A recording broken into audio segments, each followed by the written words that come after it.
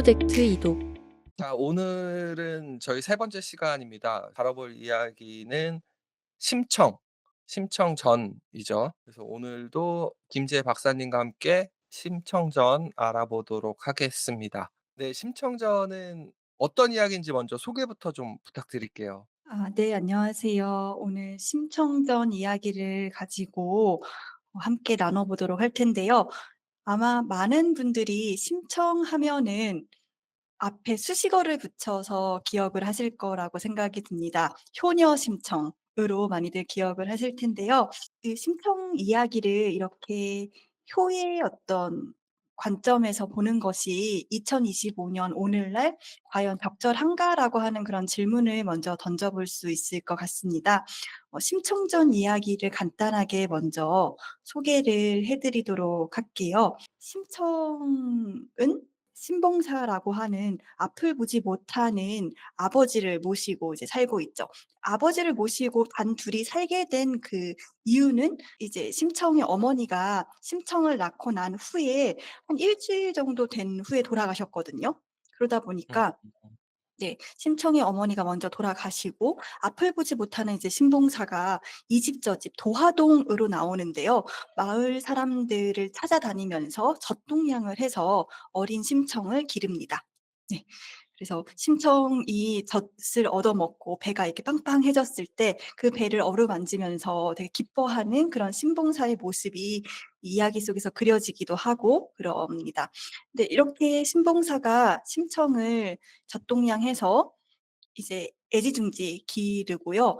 이런 심청이 자라서 한 6-7살 정도 되었을 때 심청이 아버지에게 말합니다. "아버지 이제부터는 제가 이제 젖동량이 아니라 이제 밥동량을 다니면서 이제 이곳저곳 마을의 이곳저곳을 다니면서 밥을 동량해서 이제 아버지를 봉양을 하게 되죠. 이렇게 신봉사하고 심청은 서로가 서로에게 의지처가 되어 주는 그런 관계로 이제 자라게 되는데요. 심청이 워낙 예쁘고 또 심성이 곱다라고 하는 그런 소문이 나니까 그 마을에서 되게 부자인 장승상댁 부인이 하루는 심청을 부릅니다.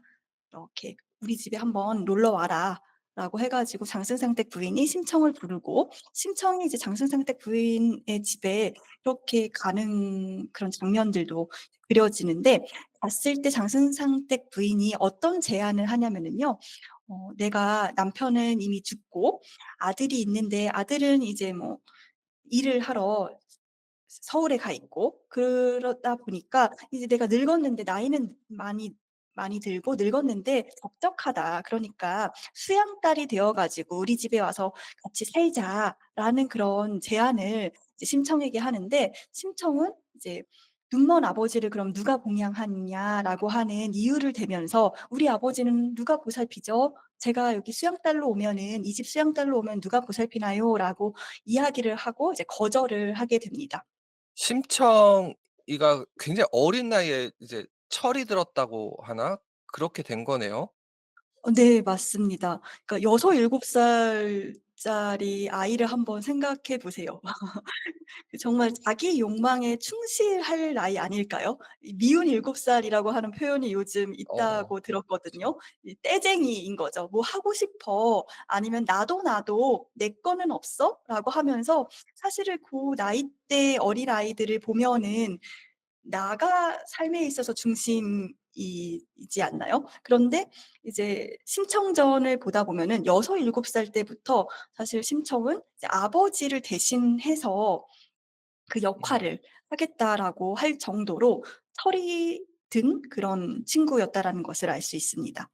그리고 심청도 이분이 굉장히 많은 거죠? 네, 맞습니다.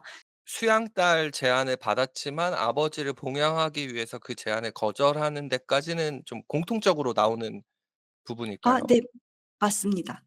네. 공통적으로 장승상택 부인의 수양딸 제안을 받고 또 거절하는 장면이 꼭 나옵니다. 예, 그러면 그 뒤에 이야기도 좀 들어보도록 하겠습니다. 네. 이렇게 이 사건은 바로 이 수양딸 제안을 받는 날 바로 발생을 합니다. 이 장승상댁 부인이 이 심청을 부르는 바람에 심청이 시간이 많이 흘러버린 거예요. 그러니까 집에서 심청을 그 오매불망 기다리던 신봉사 같은 경우에는 '어 우리 딸이 왜 안 오지? 어디 갔길래 안 오나?' 하고 걱정이 되기 시작합니다. 그래서 이제 딸을 마중 나가는 거죠. 이제 '딸이 어디쯤 올까?' 하고 이제 정처 없이 이제 길을 가다가 이제 냇가까지 이제 가게 되는 겁니다. 그러다가 발을 헛디뎌 가지고 이제 개천에 냇가에 빠지게 되는 거죠. 근데 앞이 보이지 않는 않다 보니까 바로 일어나기가 너무 어려운 거예요, 몸을 추스려 가지고. 그래서 이제 물에 빠진 신봉사가 "구해 주세요, 구해 주세요." 이렇게 크게 소리를 치게 되고 그 냇가 개천을 지나가던 이제 화주승 시주를 받으러 다니는 그 스님이 그 신봉사를 발견을 하고 구해 주게 됩니다. 네, 그러면서 이제 "공양미 상백석을 시주하면은 이제 눈을 뜰 텐데."라고 하는 그런 말을 이제 던지게 되고 그 말에 솔깃해진 이 신봉사가 나 내 이름도 그 시주책에 적으시오. 내가 이날 이때까지 꼭 삼백석을 바치겠소."라고 하는 말을 하게 됩니다. 여기서 "이 스님이 악의 축 아니냐."라는 얘기도 많이 하는 것 같더라고요. 아 네. 그럴 수 있을 것 같아요. 왜 갑자기 구해 준 거는 물에 빠진 사람을 구해 주는 것은 굉장히 좋은데 왜 그런 말을 하지? 이제 "눈을 뜰 수 있다."라는 그런 말. 이 말을 왜 그때 하는가? 서양 작품에서 많이 나오는 뭐 메피스토라든가 그 '인간을 현혹하는 악마의 모습 아니냐.'라는 얘기도 많이 들어 봤습니다. 아 네. 충분히 그런 비유가 가능할 거라고 생각이 들거든요. 어쩌면은 물에 빠졌을 때 신봉사는 그런 마음속에 눈을 뜨고 싶다라는 욕망을 더 갖게 되었을 것 같아요. 그런 어떤 인간 안에 있는 원초적인 어떤 욕망을 자극하는 그런 음음음. 캐릭터로서 이 시주승이 기능을 하는 것 같다라는 생각이 드네요. 그래서 이제 이 삼백석을 마련하기 위한 심청의 모험이 이 이야기의 진짜 이야기인 거죠. 아 네 그렇죠. 물에 빠졌다가 구해진 신봉사가 신봉사를 붙잡고 심청이 "무슨 일이 있었냐."고 이렇게 묻습니다. 그러니까 이제 신봉사는 기다리다가 냇가에 가고 거기에 빠져서 죽을 뻔한 그런 사연들을 다 이야기하게 됩니다. 그러면서 걱정이 되는 거예요. 그 공양미 삼백석을 바치기로 했는데 이 삼백석이라고 하는 게 엄청 많은 그런 값어치를 가진 거기 때문에 이렇게 동양해서 살아가는 이 신봉사 입장에서는 낼 수 없는 그런 거죠. 그래서 그거를 이제 심청에게 이야기를 하니까 이제 심청이 자신이 이제 그래도 "마련해 보겠다."라고 아버지를 조금 안정을 시키고 위로를 하고 그러면서 이제 심청은 계속 고민을 하게 되는 거죠, 그 어린 나이에.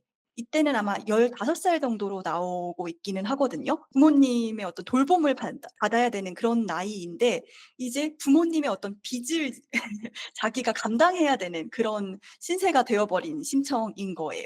그 현대 가치로 하면은 삼백석이 뭐 대략 한 1억 정도 된다고 하더라고요. 뭐 어떤 집에서는 감당할 수 있는 수준이겠지만 이 심청의 환경에서는 방법이 없는 금액인 거잖아요. 이거 약간 보증 서고 온 철없는 아버지 약간 이런 느낌이에요. 네 맞습니다. 예전에 그 드라마 중에 내 딸 서영이라고 하는 드라마가 있었거든요. 거기 그 드라마에서도 보면은 아버지가 조금 철이 없어 가지고 보증 서고 다니거나 아니면 사고 치고 다니면은 이제 딸이 뒤에서 그걸 다 수습을 해야 되는 그런 상황이 기본적인 어떤 설정으로 드라마의 설정으로 되어 있는데 심청전의 설정도 그와 유사한 설정이라고 생각하시면 됩니다. 아 그렇군요. 네 이렇게 공양미 상백석을 이제 구해야 되는 그런 미션을 부여받게 된 심청. 계속 고민을 하게 됩니다. 그러던 중 이 도화동 마을에 이 남경 가는 뱃사람들이 와 가지고 그러니까 "희생할 그런 여성을 산다."라고 하는 소문이 돌기 시작합니다. 그래서 이제 심청이 자신이 그 "희생양이 되겠다."라고 자처를 합니다. 대신에 이제 "공양미 300석을 약속한 그 절로 보내 달라."라고 이야기를 하죠. 그 삼백석이 절로 바로 보내지는 거예요? 아 네. 아 그 돈을 신봉사가 받고 뭐 좀 부자가 되고 뭐 이런 이야기들도 있었던 것 같은데 아 네. 삼백석을 그렇게 절에 시주하고요. 또 남경 뱃사람들이 신봉사가 홀로 되잖아요. 어느 정도 양식을 이렇게 주는 걸로 알고 있어요. 그래서 이제 마을 사람들 역시도 신봉사가 홀로 된 것을 알고 그 양식을 잘 이렇게 활용을 해 가지고 약간 노후를 그래도 홀로서기를 할 수 있도록 보살펴 주려고 이제 마을 사람들도 노력을 하고 그러기는 합니다. 아, 뱃사람들이 되게 나쁜 사람들처럼 묘사되기도 하는데 지금 들어보니까 굉장히 정직한 사람들이네요. 아 네. 그리고 심청이 그렇게 인당수에 빠져서 죽고 그렇게 자기가 하는 행동에 대해서 남경 사람들이 후회하고 '아 이 짓 더 이런 행동을 이제 더 이상 못해 먹겠다.'라고 이렇게 이야기하는 그런 장면이 그려지기도 합니다. 살짝 모르고 있던 부분들이 또 있었네요. 역시 옛날 얘기는 아는 것 같지만 또 막상 보면은 모르는 부분이 많은 게 다시 보는 재미가 있습니다. 그러면은 이제 심청은 이 물에 바다에 빠져서 아 네. 이거를 처음에는 이제 신봉사한테 솔직하게 이야기하지는 않아요. 아버지 팔려갑니다. 그리고 그 팔려가는 게 곧 인당수에 빠져서 죽는 거잖아요. 제가 당신이 저지른 일을 수습하기 위해서 아버지가 저지른 일을 수습하기 위해서 이렇게 "죽으러 갑니다."라고 하면은 이 아버지가 당연히 만류를 하겠죠. 그러니까 어떤 이야기를 하냐면은 신봉사한테 "아버지 제가 장승상댁 부인한테 수양딸로 가겠습니다. 수양딸 제안이 있었는데 처음에는 거절했지만 이제 공양미 삼백석도 이제 시주할 수 있고 그렇기 때문에 제가 차라리 수양딸로 가겠습니다."라고 하면서 이제 아버지한테는 이제 거짓말을 하는 거예요. 그렇게 거짓말을 하고 난 뒤에 이제 아버지가 홀로 살 수 있도록 뭐 옷가지 같은 것도 정리해 놓고 여러 집안일도 해 놓으면서 남경 뱃사람들과 함께 떠나기로 한 그 약속한 날이 와 가지고 그 당일날 이제 아버지한테 솔직하게 이실직고를 합니다. "아 사실은 저 수양딸로 가는 것이 아니라 남경 뱃사람들한테 팔려가는 겁니다. 죽으러 갑니다." 이렇게 하니까 이제 신봉사를 비롯해 가지고 마을 사람들이 다 난리가 난 거죠. "아유 우리 착한 심청이가 저렇게 죽으러 간다는구나."라고 이렇게 이야기를 하고 또 그 이야기를 장승상댁 부인도 역시 들어요. 그래 음. 가지고 장승상댁 부인이 제안을 하기도 합니다. "아 그 삼백석 내가 줄게. 내가 음. 줄 음. 테니까 너 가지 말아라. 왜 죽으러 가느냐."라고 하는데 거기에 대해서 이제 심청이 또 이야기를 합니다. 삼백석을 그렇게 해결할 수는 있겠지만 이게 지금 오늘이잖아요. 당일날 남경 뱃사람들은 이제 바다로 나가야 되는데 만약에 내가 지금 와 가지고 그 사람들한테 나 삼백석 구했으니까 당신들이 안 해 줘도 돼요. 나 대신에 죽으러 안 갈게요."라고 내가 뱃사람들한테 이야기하면은 뱃사람들은 지금 와서 또 다른 희생을 찾는 게 과연 가능할까요? "그 사람들도 입장이 난처해질 겁니다."라고 이야기를 하면서 결국 심청이 이제 죽으러 가게 되는 거죠. 그런 사연들이 요 앞부분에 있습니다. 그 최근에도 많이 나오는 '계약은 계약이다.'라는 관점에서 보면 맞는 행동인데 이게 자기 생명을 가지고서 그렇게 할 수 있다는 게 어 정상은 아닌 것 같긴 해요. 뭔가 이렇게 '보통은 아니다.'라는 생각이 드는데 이거를 약간 오징어 게임 같기도 하고. 네. 이 심청이 어린 나이에 사실은 의논할 사람들이 충분히 없었던 것 같아요. 장승상댁 부인한테 쪼끔이라도 먼저 며칠 전이라도 이야기를 했다면은 이렇게까지 상황이 악화되지 않았을 수 있을 수도 있는데 당일날이 되어서야 이야기를 했기 때문에 네 여러 사람들에게 민폐가 되지 않기 위해서 결국에는 '내가 이제 죽는 그런 선택을 해야 되겠다.'라고 하는 것 같습니다. '자기 팔자 자기가 꼰다.'라는 얘기가 있기는 한데 이거 들으니까 되게 안타깝네요. 충분히 뭔가 다른 방법을 찾을 수 있는 건데 상황상 어쩔 수 없다라고 하면 또 어쩔 수 없는 거겠지만 충분히 탈출구는 있었는데. 그래서 이렇게 심청은 남경 뱃사람들을 따라서 이제 가게 되고요. 인당수에 도착을 해서 그 장면을 보면서 이제 도화동 사람들도 이 뱃사람들을 따라가는 심청을 보면서 많이 울기도 했고 또 음. 그 남경 상인들 역시도 이제 "이런 짓 이제는 앞으로 못 하겠다. 이 일 그만둬야 되겠다." 자기들이 하는 일에 대해서 한번 다시 돌아보게 되는 그런 시간이기도 하고, 아무튼 그래서 이제 심청이 인당수에 빠지게 됩니다. 이제 음. 죽지는 않죠. 예, 뭐 죽지는 결국엔 죽지는 않지만 여기까지는 어떻게 보면은 굉장히 현실적인 이야기들이 전개가 됐습니다.